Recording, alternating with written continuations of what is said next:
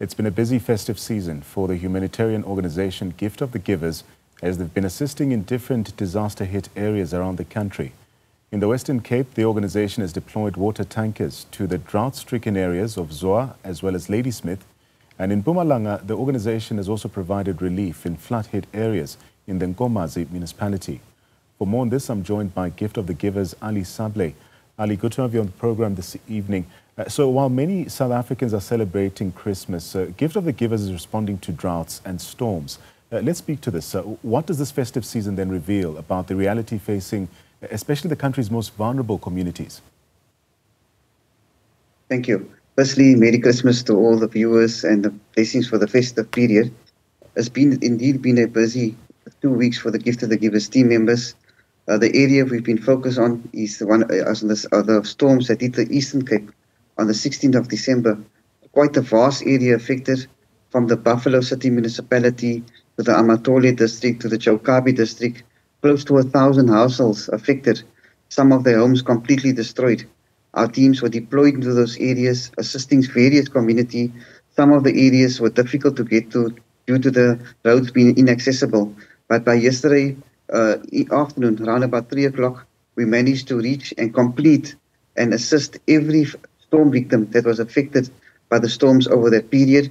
Although the situation was quite a sad situation, as many of the people are elderly residents and families that came back home from other provinces. But when they came back home, they saw their structures were completely destroyed. They are just staying with other family members, but we brought some comfort in distributing food hampers and other humanitarian needs to those families. And then we had those heavy storms in Gauteng, Tembisa, informal settlement completely flooded. Our teams worked around the clock to assist those victims on that side. And then we had in Mpumalanga, KZN, and our teams have been throughout these areas been assisting them with basic humanitarian needs. We do know that there was great cooperation from government officials who've been on the ground. In the Eastern Cape, we had the MEC of Kochtals with our teams on the ground through all these districts, seeing which side of government to make it comfortable for these periods over the festive period. As we do know, it's school holidays as well. Many of the children's back at home, and at least we know we expected in the storms in the Eastern Cape. Looking at the amount of devastation, there was no fatalities, and in terms of just some people being hospitalized, but those people are back home again, and our operations continue in terms of assisting drought-stricken areas in the Eastern Cape. There are some churches that could not function because of water outages. Our teams worked throughout the night in Adelaide, Bedford, Makanda, delivering water, assisting the communities with water in terms of providing water through water tankers. In Zoa, Ladysmith, we have our tankers working there as well. And in the Western Cape, we had pockets of area that had informal settlement fires. Our teams were on the ground to assist them by providing hot meals, clean drinking water, and other basic needs. Yeah. Ali, you mentioned that your teams have been deployed water tankers to areas like Zoa as well as Ladysmith. How critical is access to safe drinking water, especially during this period? And what risks do communities face when infrastructure indeed fails? You know, the temperatures are soaring on the ground. Yesterday alone, the temperature was close to 38 degrees in Zoa. Community members, it's quite a miracle. There was no waterborne diseases as yet. But I can give the good news that, yesterday afternoon by 4 o'clock, our teams worked around the clock in conjunction with the Kanaland municipality and with local businesses there to get 3 of the main borehole pumps functional, pumping water directly into the reservoir, and then that providing clean drinking water to the residents. But that will still take a while. So our water tanker teams, credit to our staff as well, working through, sacrificing times with their families, working through the period in providing that basic needs to communities, to clinics, to hospitals, so that they can be functional. In Makanda alone, we do know Makanda has come up over this last few months with the crucial water infrastructure problems. Our teams are providing the basic needs there. We do know that there was residents who have been complaining not having water 7 to 10 days. So our water tankers are working throughout this festive period and beyond to see to the basic needs of these communities, and of course the vital institutions like hospitals and clinics. Yeah. You've mentioned both drought and infrastructure shortfalls in the Western Cape. Are these crises becoming more frequent from what we're gathering, and how prepared are municipalities to indeed deal with them? Most definitely. If we look at the area of ZOA, it was just a mechanical problem in terms of providing water to the community. And they needed some assistance. At least they were truthful enough to come forward and say, we have a problem. They never brought politics into it. How can you help us to assist? But there are many areas like Beaufort West. As I'm speaking to you, the Gamka Dam is currently on 30%. Beaufort West has already called the community, the municipality has already called for assistance. They are currently busy with water shedding. And we do know in terms of, in Beaufort West, in terms of tourism, there's quite a huge amount of cars coming through at the moment. So we are currently sending our team to see how we can assist them. But municipalities have to get specialists in to see before the drought hits in and before communities without of water, get the professionals in to see how we can mitigate these systems in terms of providing crucial human rights in terms of water provision to communities. Yeah. Beyond emergency water delivery, as Ali, your teams are also working on boreholes, borehole repairs, I must say. How important is it to balance immediate relief with long-term sustainable solutions here? You know, water tankers and bottled waters, that's only short-term solution. Boreholes is the long-term solution in times of drought. We've seen the great assistance boreholes have done in our interventions in Graaff-Reinet, in Adelaide, in Bedford, in Beaufort West, in Krumi, in Fort Beaufort. So long-term solution in terms of when a drought hits, these kind of systems should be in place already. Sourcing or mapping out the areas where boreholes can be drilled. Already our teams are currently looking at drilling a borehole at the Bisho Hospital, because due to the storms, Bisho Hospital could not perform vital services like life-threatening life assistance in terms of operations. They had to delay that because there was no functional water. Patients that were in wards were in a great threat of being evacuated to other hospitals. So our teams are currently, our water tankers delivers 20,000 liters there every second day to the hospital to keep it functional, but that's a huge cost. So our teams are currently mapping out the area to see how we can assist in terms of providing borehole, which will be a long-term solution. So whether there's any threat of drought or any other natural disaster, the hospital won't be affected. Gift of the Givers is also responding to storm damage in places like Middle Drift as well as in Mpumalanga. How challenging is it, Ali, to manage multiple disasters happening simultaneously across provinces? You know, our teams are quite well trained. We're doing this for 33 years, but the only challenge we sometimes face is in terms of accessibility.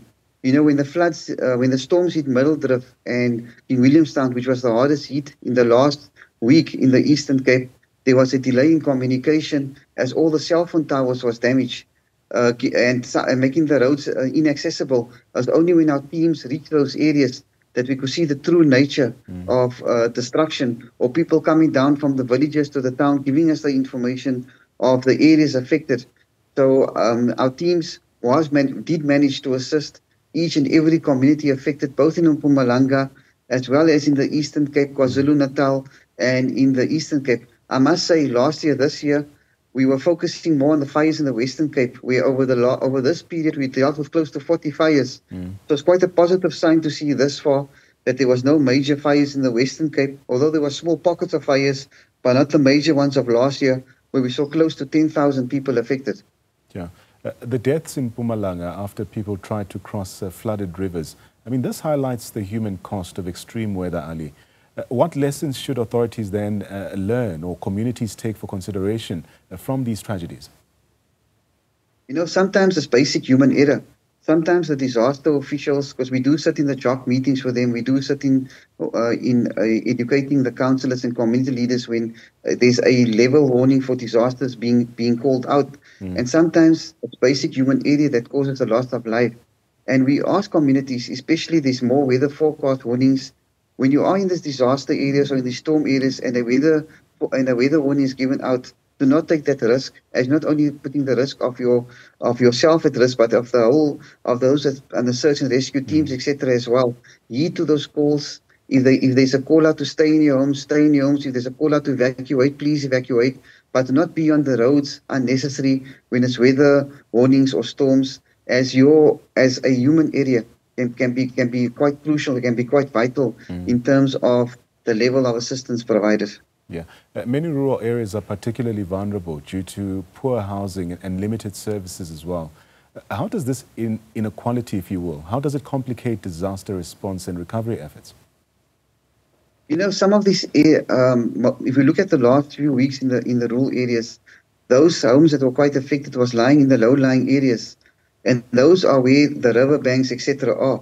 And we've seen in the Umtata disaster on the 10th of June, where 102 people has died in those floods of the Eastern Cape, and where most of the people have passed and was in the low-lying area, and they've been warned through many years ago by by the guys of the weather services, by disaster officials, by the municipalities of building in these low-lying areas. As when floods come, they are the greatest risk in terms of disasters, in terms of disaster response, or in terms of death toll.